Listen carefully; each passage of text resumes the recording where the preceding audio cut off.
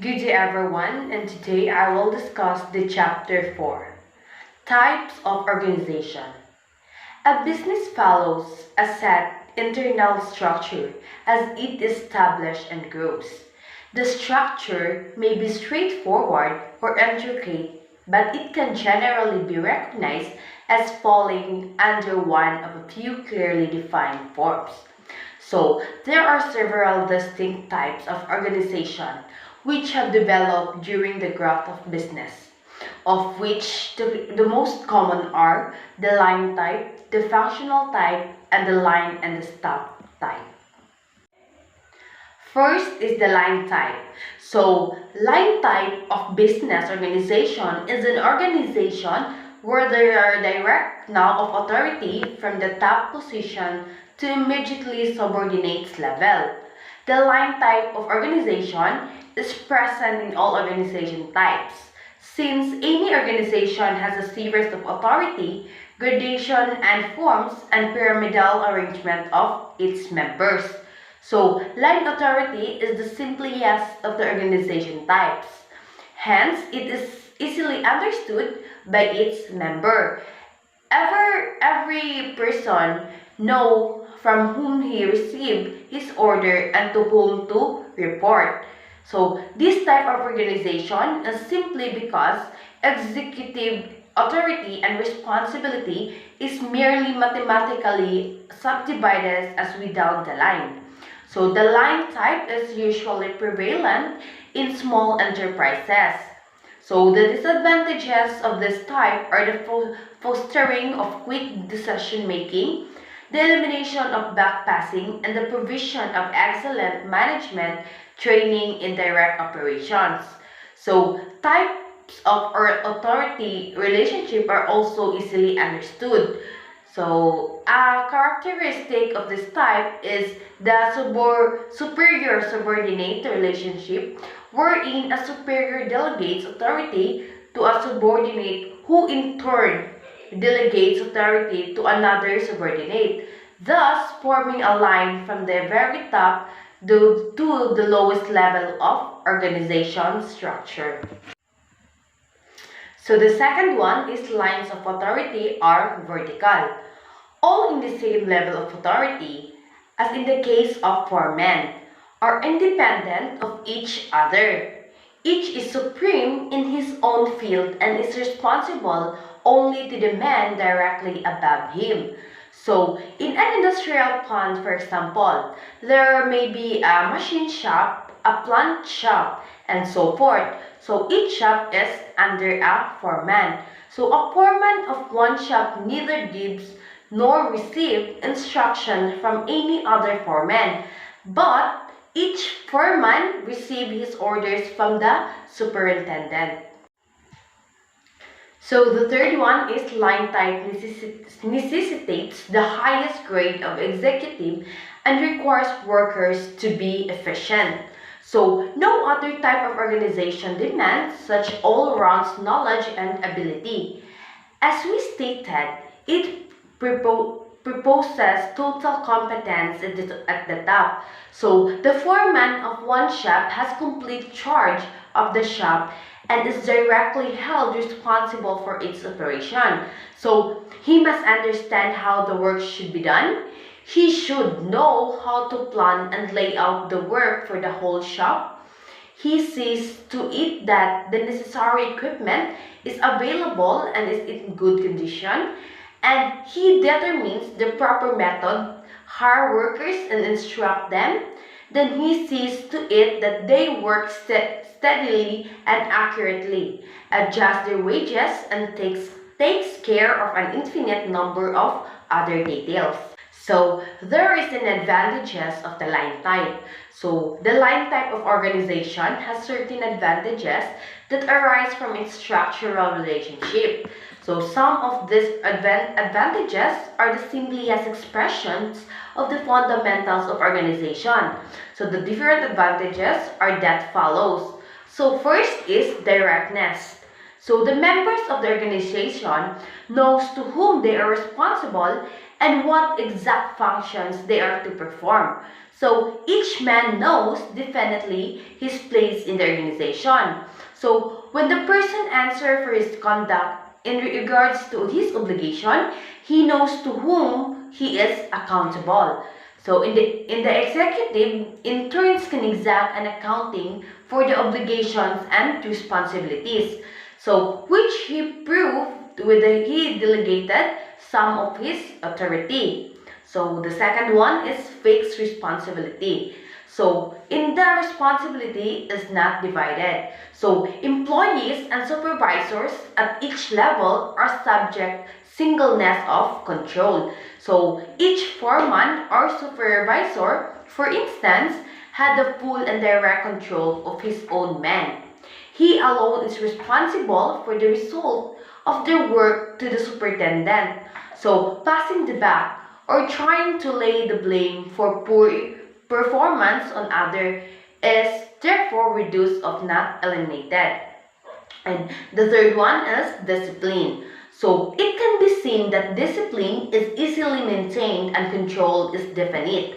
So when men, especially at the lower level of organization, seems to react more favorably to a single authority that many authorities, then the directness and fixed responsibility of this type of organization naturally lead to stronger discipline. So if a policy is to be changed or an important order is to be go out, instructions can be transmitted with discipline down the line and the change put into effect obediently because of the military nature of a line organization. And the fourth one is simplicity. So the line relationship is easy to define. The organization plan is simple. So in an ideal line organization, there is a minimum red tape because each executive is supposed to be competent in his particular sphere and the level of authority. And the fifth one is flexibility. So by reason of its simple structure, the line organization permits quick adjustment to changing situation. So the adaptability of the line organization makes it particularly effective in case of emergency. So the complete authority of the executive and the discipline in his organization enable quick adjustment. So development 6 is development of all-round executives at higher level of authority. So minimum back passing. So the line organization lends itself to a minimum of back passing. So when a supervisor has been given complete charge of his department, he cannot blame someone else of this go wrong. So since he is also his own personal manager, for example, he is in no position to claim that he failed to receive adequate assistance in foretelling circumstances that may arise. So as has been mentioned, the line organization requires the executives to perform function of a more comprehensive nature than in other types of organization. So there are also disadvantages of the line type. So as a business organization expands, the line type can be no longer meet certain problems. So in a small enterprise, this kind of organizational structure can be used to great advantage. So in a big complex, however, as in manufacturing concern, employing thousands of persons and performing a multitude of specialized functions, certain disadvantages become apparent. So the first one is it becomes difficult to secure executives, supervisors, and workers with an all-around knowledge and with the ability required. So executives and supervisors must know everything to handle supervise the same. So business operation in the modern world require or involve technical knowledge of various subjects. Then the second one is specialization is not taken advantage of. So each one in the organization has a variety of duties and responsibilities. So few men can do many things well. Where an executive is expected to handle many jobs and subordinates, he cannot pay specialized attention to highly technical or sensitive operation. Then the third one is, in a company considerable size, the executives are up overloaded with duties and responsibilities. So in theory, the principle of delegation should be applied. But in the practice, the exacting requirements of complete line authority force executives to put their fingers into every pie. So as a result, the executives could no longer work to the best of their ability, having to care for many details. So they have little time left for more important work, such as planning, directing, determining politics, and controlling. So the fourth one is, too much reliance is placed on the chief and other executives. So in this case, if one or more of the top executives should become incapacitated, the business is bound to be crimped temporarily if not permanently. Then the fifth one is the spirit of teamwork or working together toward a common goal or end is something lacking in a line organization. So a strong executive may be able to make everybody in his department to the line. He may be able to achieve coordination and control, but this coordination and control are not lasting. So, based as they are on strength of personality of one person, they easily fail apart.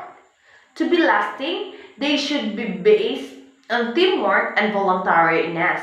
So there is also the danger of layering the assistance that only communication flowing exclusively up and down the channel of command are to be obeyed. So there are functional type of organization. So this type of organization radically different from the line type and evolved as an answer to the problem and disadvantages inherent in the line type organization. So his classic example of functional organization divided the work of supervision in a shop into two groups. So each group was further subdivided into four functions each. So the factualization is then follows. So the A is the office or planning division divided in two. First is order of work or route clerk. Second is instruction card clerk. Third one is time and cost clerk. Fourth is shop disciplinarian. Then B factory division divided into first gang boss, speed boss, inspector, repair or maintenance foreman. So there are advantages of the functional type. So certain advantages are clearly apparent. So the first one is specialization is carried to a maximum degree. So this tend to separate the manual and the mental functions as much as possible. So the advantages of the principle of specialization earlier referred to or applied.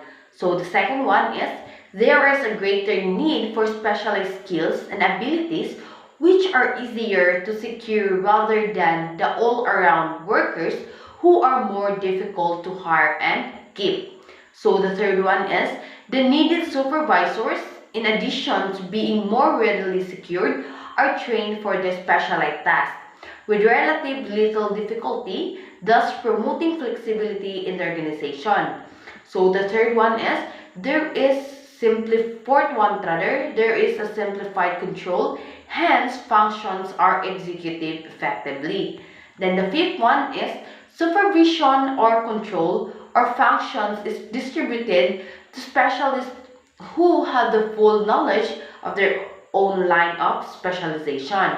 And the sixth one is in the ideal functional organization envisioned by Taylor, cooperation is promoted and a one-man control for a line organization eliminated.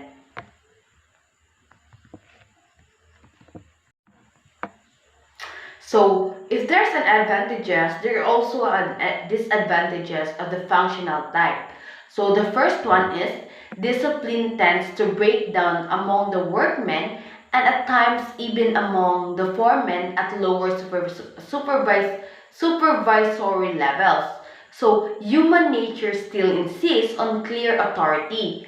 When the same workman answers to many supervisor, his discipline becomes lax. So second is when discipline is weak, moral is likely to be low. So there is a retarded flow of action and account of the divided control. At times, the same task overlaps into two or fusion. So more functional areas of supervision, this leads to confusion. So the fourth one is responsibility is theoretically fixed, but in the practice, backpassing become the role. It is difficult to fix the blame for wrong action. So each foreman claims the responsibility and point to another as the erring person. So the disadvantages prove to be so overpowered. So the line and the staff type. So as the name indicates, the line and staff type of organization is combination of the best features of both the line and the functional type. So it is considered as having the advantages of both and when the disadvantages of each removed or eliminated. So the line organization continues to be the basic framework of the organizational structure. So authority in the organization remains mostly line. So the line officer executes and implements, he command persons. So the staff officer advises and counsels, he represents authority over ideas. So, in the other hand, staff is taken from the word describing the stick, rod, or pole carrying in the hand for support. So, in biblical title, shepherds used a staff while going over healing grounds, pasturing their sheep. So, staff became anonymous with support. So, the staff executive performed the specialized function of planning, investigating, giving counsel, and performing special services for the line operation. So, in the higher level of management, the idea of staff has led to three classification of the various specialists upon whom the top executive may relate. So, the first one is general staff. So, general staff refers to the advisors who service the entire organization. While special staff, it is the one assist in specific and usually highly technical areas. And the last one is personal staff. So it refers to private secretaries, special assistants, and other whose relationship to the top executive are more personal and intimate. The line and staff concept. As an improvement over both the line and the functional types offers certain advantages. So the first one is greater flexibility. So flexibility was mentioned as an advantage of a line organization. So with addition of staff, flexibility is increased.